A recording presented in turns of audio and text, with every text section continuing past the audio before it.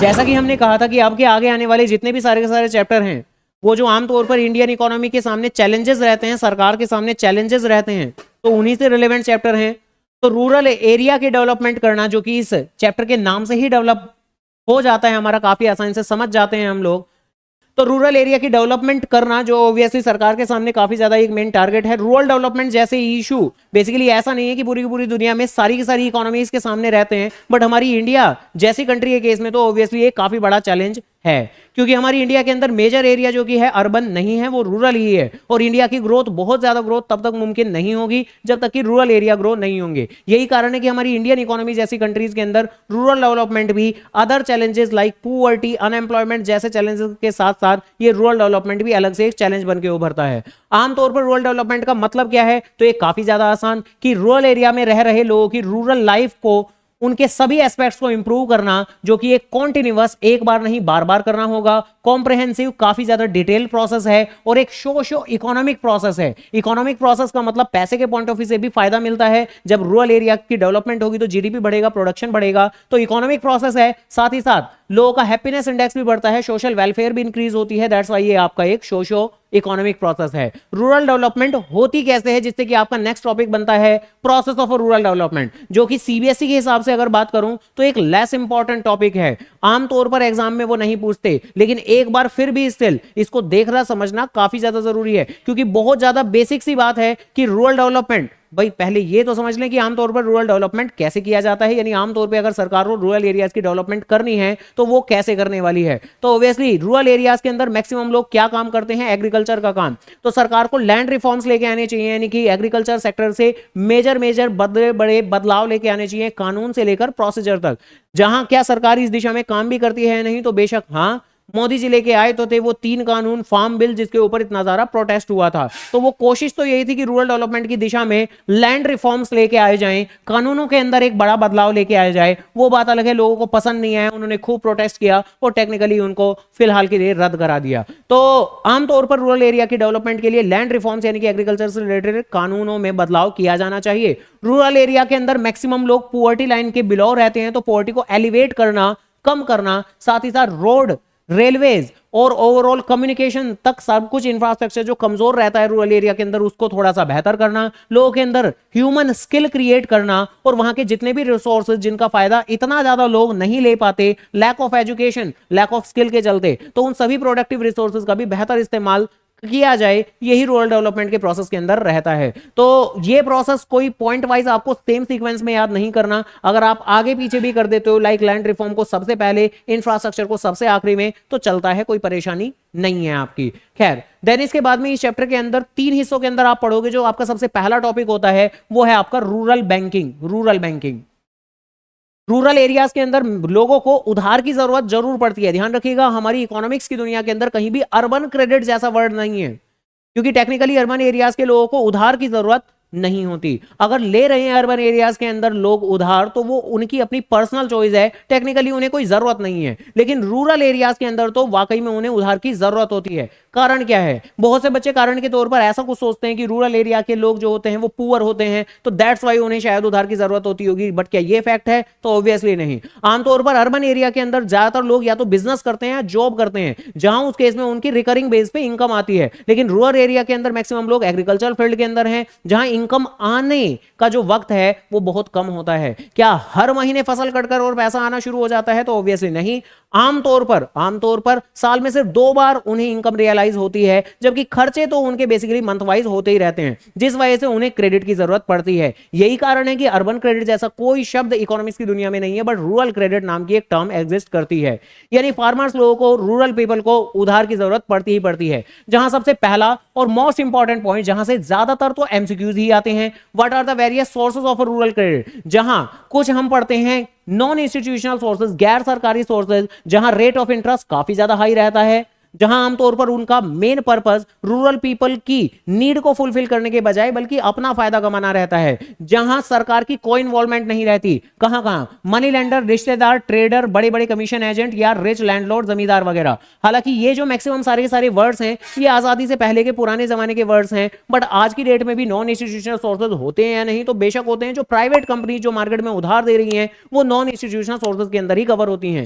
Institutional sources तो कौन से रहने वाले हैं? जो सरकारी सोर्सेज हैं। जो सरकारी सोर्सेज हैं जहां रेट ऑफ इंटरेस्ट बहुत ज्यादा नहीं रहता, कंपैरेटिवली थोड़ा कम रहेगा, जहां जिनका मेन उद्देश्य सामने वाले रूरल पीपल को एक्सप्लॉइट करना नहीं है बल्कि उसकी नीड फुलफिल करना है। मेनली सभी तरह के banks, cooperative credit bank, land developmental bank, commercial bank, regional rural bank along with NABARD and self help group आपका यही इस कैटेगरी के अंदर फॉल करता है। नाबार्ड और सेल्फ हेल्प ग्रुप आपका बहुत ज्यादा जरूरी है, ध्यान रखिएगा। ये इसी कारण से इसका अलग से शॉर्ट नोट भी कई बार एग्जाम में लिखने के लिए आ जाता है। जहां नाबार्ड एक ऐसा इंस्टीट्यूशन है जो सिर्फ बैंक नहीं है, बल्कि जैसे आमतौर पे एक बैंक का काम क्या होता है, सिर्फ और सिर्फ लोन देना। ये लोन देने के साथ साथ सभी बाकी के बैंक्स जो कि रूरल डेवलपमेंट में काम कर रही हैं उनके बीच की एक्टिविटीज को कोऑर्डिनेट करने का काम करता है। बीच बीच में रूरल एरियाज के अंदर जाकर ये कोई कॉन्फ्रेंसेस, कोई इवेंट्स भी ऑर्गेनाइज करता है जिससे कि लोगों के बीच में अवेयरनेस फैले, फाइनेंशियल नॉलेज फैले और कुल मिला के फाइनेंशियल असिस्टेंस भी देता है। किसी को अगर लोन मिलने में कोई दिक्कतें आ रही हैं तो नाबार्ड जैसा इंस्टीट्यूशन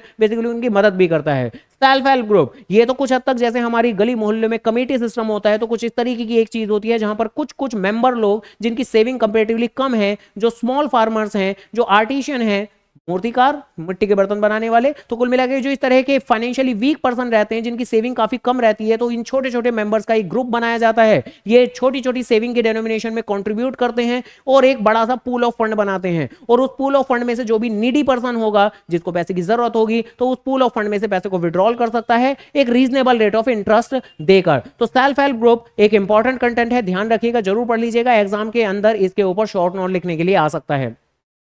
रूरल बैंकिंग के अंदर एक दूसरा टॉपिक जो काफी ज्यादा आसान सा ही है कि आमतौर पर रूरल बैंकिंग यानी रूरल क्रेडिट, ध्यान रखिएगा, रूरल बैंकिंग और रूरल क्रेडिट एक ही बात है। एग्जाम में कोई भी क्वेश्चन रूरल बैंकिंग नाम से भी आ सकता है, रूरल क्रेडिट नाम से भी आ सकता है। तो रूरल बैंकिंग में क्या क्या परेशानियां हैं? अब देखिए, रूरल बैंकिंग के अंदर ज्यादा कवरेज किसकी होनी चाहिए? इंस्टीट्यूशनल सोर्सेज की। लेकिन फैक्ट इज दिस कि जितने भी सारे के सारे बैंक्स हैं वो बहुत ज्यादा इंटरेस्ट नहीं दिखाते एग्रीकल्चर सेक्टर के अंदर लोन देने के लिए। और वो क्यों नहीं दिखाते उस तरफ इंटरेस्ट? क्योंकि ऑब्वियसली वहां पर रिस्क एलिमेंट काफी ज्यादा रहता है। वो नॉर्मली किसी बिजनेसमैन को अगर लोन दे या किसी जॉब करने वाले को लोन दे तो वहां पर रिपेमेंट कैपेसिटी उसकी ज्यादा रहती है, जहां फार्मर्स की रिपेमेंट कैपेसिटी कंपैरेटिवली कम रहती है। और ऊपर से रूरल एरियाज के अंदर तो लोन देना और भी ज्यादा घाटे का सौदा रहता है, क्योंकि उनके पास में लैक ऑफ एजुकेशन है। तो कई बार वो ऐसा करते हैं, लोन लेने के बाद में इस्तेमाल तो कहां करना है? अपनी फार्मिंग के अंदर, बीज खरीदने में, फसल ट्रैक्टर खरीदने में, लेकिन वो क्या करते हैं? छत टूटी हुई है, छत की मरम्मत करवा लेते हैं। तो ऑब्वियसली वो अपनी कंजम्पशन एक्टिविटी में उस पैसे का खर्चा कर देते हैं, जिसकी वजह से बाद में लोन पे डिफॉल्ट होते हैं। और इन डिफॉल्ट की वजह से ही बैंक आमतौर पर फार्मर्स को लोन देना थोड़ा कम प्रीफर करता है, जिससे उनका होता है नुकसान। उन्हें ना चाहते भी नॉन इंस्टीट्यूशनल सोर्सेज की तरफ जाना पड़ता है। तो आमतौर पर ये जो पैसा जो फंड किया जाता है टुवर्ड्स द एग्रीकल्चर सेक्टर वो काफी कम किया जाता है। इंस्टीट्यूशनल सोर्सेज की जो कवरेज है वो कम है, जिसकी वजह से फार्मर लोगों को नॉन इंस्टीट्यूशनल के पास जाना पड़ता है। इवन अगर इंस्टीट्यूशनल सोर्सेज से अमाउंट सैंक्शन हो भी जाती है तो आप जितना लोन मांगते हो, जितनी अपनी जरूरत दिखाते हो, उसके मुकाबले आपकी सैंक्शन अमाउंट कंपैरेटिवली काफी ज्यादा कम होती है। ये जो बैंक्स होते हैं ये पुअर और मार्जिनल फार्मर्स को तो आमतौर पर लोन देते ही नहीं, बल्कि जिन लोगों को सबसे ज्यादा लोन की जरूरत है। हालांकि ये शुरुआती सारे के सारे पॉइंट कुछ ऐसा सा आप लोगों को महसूस कराते हैं मानो कि बैंक ना हो गए कोई विलेन हो गए, कि काम ही नहीं करते हैं, तो मतलब गरीब लोगों के ऊपर ध्यान नहीं देते हैं वगैरह वगैरह। बट टेक्निकली क्या इसके अंदर बैंक वालों की गलती है? तो ऑब्वियसली नहीं, वो भी बिजनेस कर रहे हैं, बैंक भी एक तरीके का बिजनेस ही होता है। अब अगर कोई पैसे पे डिफॉल्ट करेगा, पैसा लेने के बाद में गायब हो जाएगा, गांव चला जाएगा, बिहार के किसी कोने में जाके बैठ जाएगा, तो वो क्यों इस तरह के लोगों को लोन देने लगे? जहां डिफॉल्ट रेट ज्यादा रहेगा वहां वो लोन नहीं देंगे। और फार्मिंग इंडस्ट्री, एग्रीकल्चर इंडस्ट्री एक ऐसी इंडस्ट्री है जहां डिफॉल्ट रेट सबसे ज्यादा है। यही कारण सबसे आखिरी पॉइंट क्या है, रूरल बैंकिंग में सबसे बड़ी समस्या क्या है कि ओवरड्यू वक्त के साथ में काफी ज्यादा बढ़ते रहते हैं। इवन ये हमारी इकोनॉमी का एक पॉलिटिकल इश्यू बन के रहता है। क्या? किसानों का कर्ज। हर वक्त जब कहीं भी इलेक्शंस आते हैं तो इलेक्शन से पहले पॉलिटिकल पार्टीज आमतौर पर इस तरह की बातें करती हैं कि हम किसानों का कर्ज माफ कर देंगे, ऐसे करके। है क्या ये चीज कि जो मैक्सिमम फार्मर्स हैं वो डिफॉल्ट कर करके अपने ऊपर एक भारी भरकम बोझ बना लेते हैं लोन का। और बैंकिंग इंडस्ट्री के सामने भी ये चैलेंज रहता है कि जो ओवर ड्यू है, ओवर ड्यू का मतलब डिफॉल्ट अमाउंट है, वो वक्त के साथ में काफी ज्यादा बढ़ती जा रही है। दैट्स वाई वो इतना ज्यादा लोन सैंक्शन नहीं करते फार्मर लोगों को। तो एक सेक्शन तो आपके इस चैप्टर का है यही, rural credit, that means rural banking. Then अगला अगला है आपका basically agriculture marketing. Agriculture marketing, marketing का मतलब मैंने बताया था कि चीजों का प्रोडक्शन होने के बाद के जितने भी सारे के सारे काम होते हैं, जैसे बीएसटी के अंदर हम बोलते हैं प्रोडक्शन होने के बाद, प्रोडक्ट बनने के बाद उसका दाम क्या होगा, उसे मार्केट में प्लेस कैसे करेंगे, एडवर्टीजमेंट कैसे करेंगे, वो सारी चीजें आपकी मार्केटिंग का हिस्सा बनती हैं। ऐसे ही फार्मिंग के अंदर, एग्रीकल्चर के अंदर फसलें उगने के बाद आप फसलों को असेंबल करोगे, स्टोर करोगे, प्रोसेस करोगे, ट्रांसपोर्टेशन, पैकेजिंग, ग्रेडिंग यानी कि क्वालिटी वाइज ग्रेडिंग करोगे, डिस्ट्रीब्यूट करोगे, ये सब कुछ एग्रीकल्चर मार्केटिंग का हिस्सा बनता है। जहां एक छोटा सा टॉपिक आता है आपका कि आमतौर पर फार्मर्स को क्या क्या प्रॉब्लम फेस करनी पड़ती हैं। तो इस एंटायर एग्रीकल्चर मार्केटिंग जिसके अंदर सबसे ज्यादा मेन आता है आपका क्या, मंडी के अंदर सामान को पहुंचाना, वेयर हाउसेस के अंदर स्टोर करना, ग्रेडिंग करवाना, ये सारी इन सारी ही चीजों को आमतौर पर मैनिपुलेट करते हैं आपके बिग ट्रेडर। जो बड़े बड़े ट्रेडर हैं, बिजनेसमैन हैं, वो आमतौर पर मंडी के भाव तोल को अपने हाथ में ले लेते हैं, कंट्रोल करते हैं, यानी मार्केट को नेचुरली नहीं चलने देते बल्कि आर्टिफिशियली खुद कंट्रोल कर लेते हैं। जिसकी वजह से जो स्मॉल फार्मर्स होता है उसे ना चाहते हुए भी कम दामों पर ही अपनी फसलों को बेचना पड़ जाता है मंडी में, क्योंकि दूसरा ऑप्शन उसके पास है तो सही कि अभी मार्केट में सही दाम उसे नहीं मिल रहा तो वो स्टोरेज में कहीं रखवा ले, वेयर हाउसेज में कहीं रखवा ले। लेकिन वेयर हाउसेज में भी क्योंकि वो स्मॉल फार्मर है तो इतना रेंट अफोर्ड नहीं कर सकता कि वो वेयर हाउसेज में रखवा ले। क्या सरकारी वेयर हाउसेज अवेलेबल होते हैं? होते तो हैं लेकिन काफी कम। वही हाल जो सरकारी धर्मशाला का है, वही हाल जो सरकारी अस्पतालों का है कि आपको क्या बेड मिलेगा, हाँ बट पैसा खिलाना पड़ेगा काफी सारा। सिस्टम इतना ट्रांसपेरेंट और अच्छा तो नहीं है। तो वही हाल एक स्मॉल फार्मर के साथ में भी होता है कि मंडी में अगर भाव नहीं मिल रहा है सही तो वो वेयर हाउस ढूंढता है, सरकारी वेयर हाउस ढूंढता है, बट उसे नहीं मिलते, अफोर्डेबल प्राइस में नहीं मिलते। प्राइवेट वेयर हाउसेज में जाएंगे तो उनका तो मुंह ऐसे खुल जाता है, इतना सारा रेंट वो मांगते हैं, वो वहीं मर जाएगा। तो ना चाहते हुए भी फिर कम दामों में ही उसे सामान बेचना पड़ता है, जो कि एक बहुत बड़ी प्रॉब्लम है फार्मर्स की।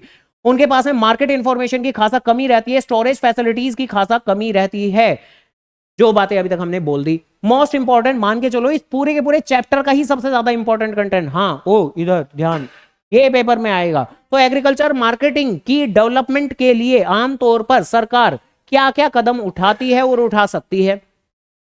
तो पहला जो कि काफी ज्यादा आसान सा है, रेगुलेटेड मार्केट, यानी ये जितना भी सारा का सारा मंडी का हिसाब किताब है, transportation, grading, assembling, warehousing, ये सारा कुछ सरकार को अपने अंडर में रखना चाहिए। और क्या सरकार ने अपने अंडर में रखा हुआ है? हाँ रखा हुआ है।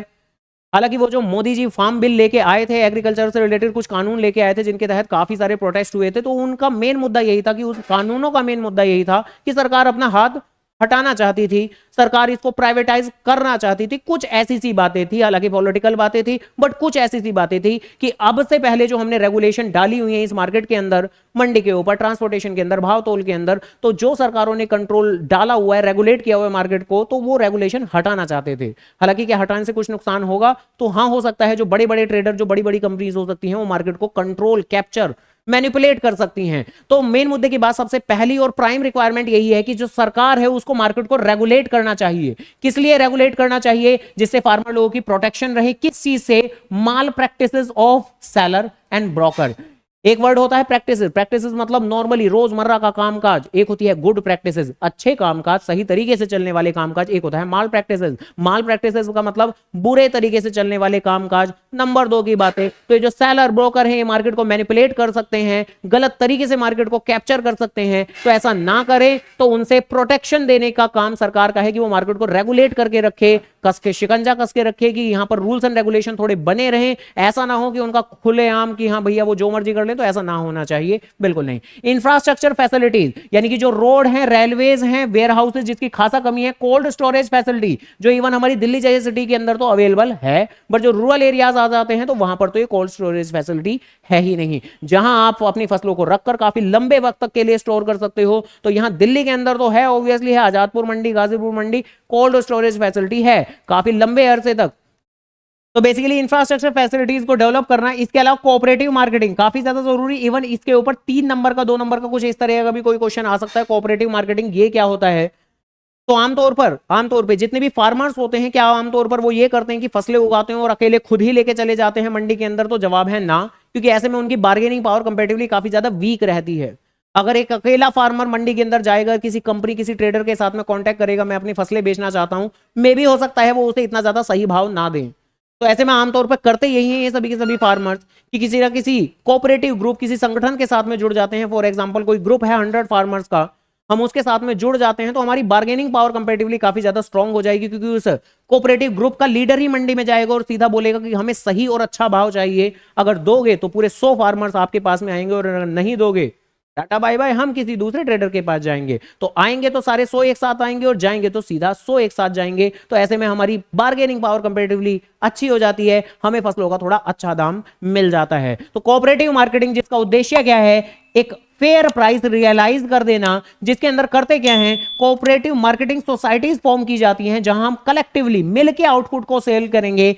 क्या फायदा मिलता है हमें, कलेक्टिवली बार्गेनिंग का फायदा मिलता है, जिससे कि हम अच्छा खासा फेयर प्राइस ऑब्टेन कर सकें। देन इसके बाद में इसी ही एग्रीकल्चर मार्केटिंग के अंदर ये 4th point, different policy instrument, जिसके अंदर ये 3 बातें हैं और ये तीनों ही बातें लिटरली आपने क्लास 9वीं की एसएसटी में पढ़ी थी।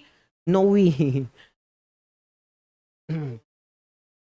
कोरोना में जब ऑनलाइन चल रहा था। खैर, तो एक वर्ड था आपका एमएसपी, मिनिमम सपोर्ट प्राइस, जिसके तहत सरकार आपको गारंटी दे देती है एक मिनिमम प्राइस की कि भाई आपको इतना दाम तो हम दिलवा ही देंगे, चिंता ना करिएगा। फॉर एग्जांपल किसी भी एक पर्टिकुलर फसल के केस में 300 रुपए का दाम तय कर दिया गया, तो अगर मार्केट में बहुत ज्यादा कम दाम आपको मिल रहा है, आप मंडी में गए हो और वहां पर दाम बोल रहे हैं 200, 250, 150, तो सरकार ने गारंटी दी है ऑलरेडी 300 रुपए की कि सरकार बेच देंगे। हम जाएंगे मंडी में, उन्होंने अगर 300 से कम का भाव बोला, हम भी कह देंगे कोई बात नहीं, हम नहीं बेच रहे हैं आपको, हम सरकार को बेचाएंगे 300 में। यही कारण है कि सरकार की इस तरह की एमएसपी की गारंटी देने के बाद में ज्यादातर जब कहीं भी हम मंडी में जाते हैं तो वहां पर 300 से तो ऊपर का ही भाव हमें मिलेगा। यानी एमएसपी का भाव जितना सरकार तय कर देती है मंडी के अंदर, हमेशा उससे ऊपर का ही भाव चलता है, जिससे कि सरकार के पास ना जाए जो भी फार्मर्स लोग हैं, मंडी में ही उन्हें एक अच्छा खासा प्राइस मिल जाए। लेकिन फिर भी अगर कई बार मंडी में जो व्यापारी हैं, जो ट्रेडर हैं, वो अगर सामान नहीं खरीद रहे हैं एमएसपी पर, तो ऑब्वियसली फार्मर अपना फायदा देखते हुए सरकार को ही वो सामान बेच देगा। तो सरकार उस सामान का क्या करेगी, तो सरकार मेंटेन करती है उस सामान की मदद से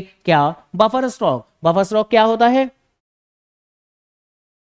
हाँ, तो बफर स्टॉक मतलब सरकार का खाने पीने की खाद्य सामग्री का वो स्टॉक जो कि अक्सर सरकार के काम आता है जब कहीं पर भी कोई नेचुरल क्लैमिटी आ जाए, वो जो हेलीकॉप्टर से ऐसे खाना नीचे पहुंचाया जाता है, तो ऑब्वियसली वो। हालांकि ये जो सरकार एमएसपी के दामों पर इतने सारी ये गेहूं चावल वगैरह वगैरह परचेज कर लेती है, तो क्या उसकी मदद से सिर्फ बफर स्टॉक ही मेंटेन करके रखती है, तो जवाब है ना। इतना कितना बफर स्टॉक मेंटेन करेंगे, ऐसे थोड़े ना आमतौर पर हर जगह बाढ़ वगैरह आ रही है। तो बेसिकली और सरकार उस गेहूं चावल का क्या इस्तेमाल करती है, तो public distribution system. Public distribution system मतलब जो ये जो राशन शॉप पर सामान मिलता है, जो गरीब तबके के फैमिली को मिलता है और आमतौर पर तो नॉर्मल जनरल कैटेगरी को भी मिलता ही है, नहीं मिलता। राशन कार्ड बना हुआ है, राशन की दुकान देखिए कभी, तो राशन कार्ड बना हुआ है, तो फिर कैसे मिलेगा, सबको मिलता है। जो बिलो पॉवर्टी लाइन है, जो एससी एसटी हैं या ईवीएस कैटेगरी के अंदर हैं, उन्हें बहुत ज़्यादा सस्ते दामों पर या लिटरली फ्री मिलते हैं। लेकिन जो जनरल कैटेगरी के हैं, तुम लोग भी इतने वो नहीं हो कि हाँ कुछ भी नहीं मिलेगा, सरकार दे रही है भैया, बहुत कुछ दे रही है, अब वो लेना या ना लेना वो हमारे हाथ में है। चलो खैर छोड़ देते हैं। तो ये जो पीडीएस है ये बेसिकली यही नेटवर्क ऑफ राशन शॉप है, जहां पर आपको काफी ज्यादा सस्ते दामों पर बिलो द मार्केट प्राइस सामान मिल जाया करता है। तो सरकार ये एमएसपी पर सामान खरीदने के बाद में या तो नेचुरल क्लैमिटी के तौर पर बफर स्टॉक के तौर पर अपना सामान मेंटेन करती है जो नेचुरल क्लैमिटी में काम आता है, या फिर पीडीएस सिस्टम के थ्रू, राशन शॉप के थ्रू गरीब तबके के लोगों को सामान काफी ज्यादा कम दामों पर दिया करती है। तो ये टॉपिक था आपका एग्रीकल्चर मार्केटिंग का। खैर हाँ भैया, आगे बढ़ जाते हैं।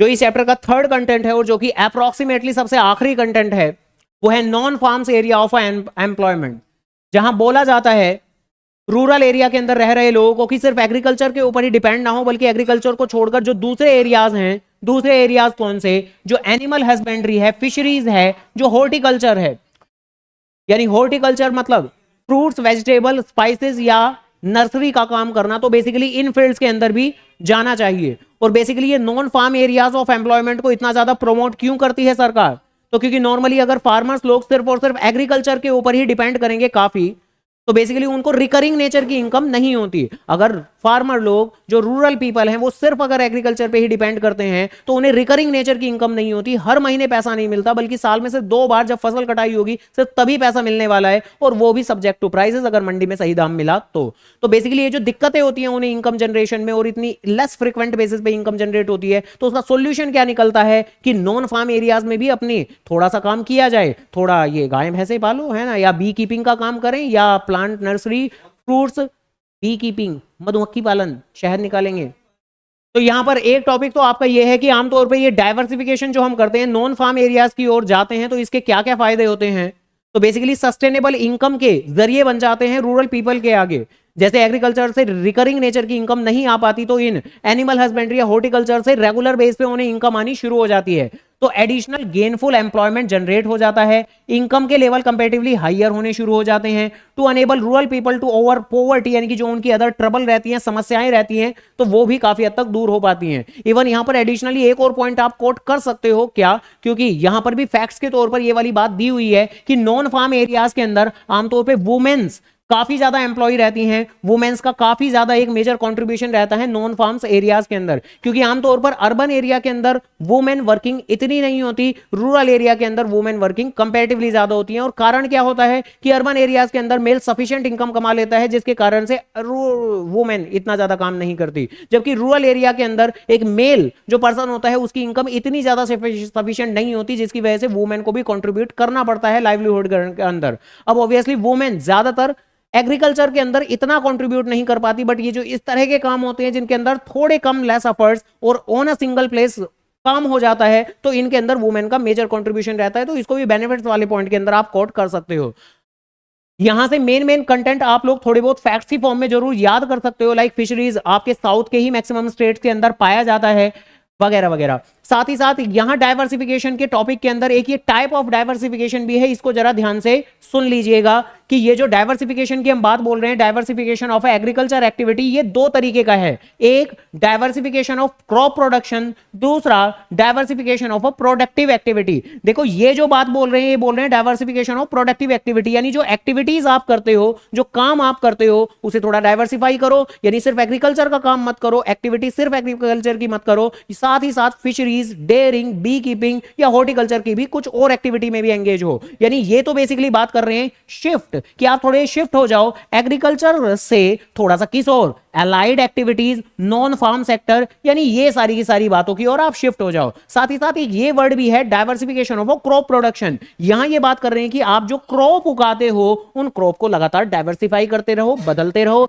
यानी changing in a crop pattern, जो कहीं ना कहीं एक हमारी ऑर्गेनिक फार्मिंग का मेथड है कि आप लगातार क्रॉप एक जैसी मत उगाओ, बल्कि लगातार बदलते रहो। एक बार राइस उगाया, बाद में वीट उगाओ, बाद में शुगर केन उगा लो, ऐसे करके कुछ एक बातें। तो कुल मिला के फसलों का जो नेचर है वो बदलते रहो, तो सॉइल फर्टिलिटी आपकी कंपैरेटिवली। इस चैप्टर का सबसे आखिरी टॉपिक ऑर्गेनिक फार्मिंग, जिसका मतलब ऑब्वियसली सभी के सभी जानते हैं कि ज्यादातर इस तरह की टेक्निक्स का इस्तेमाल करना।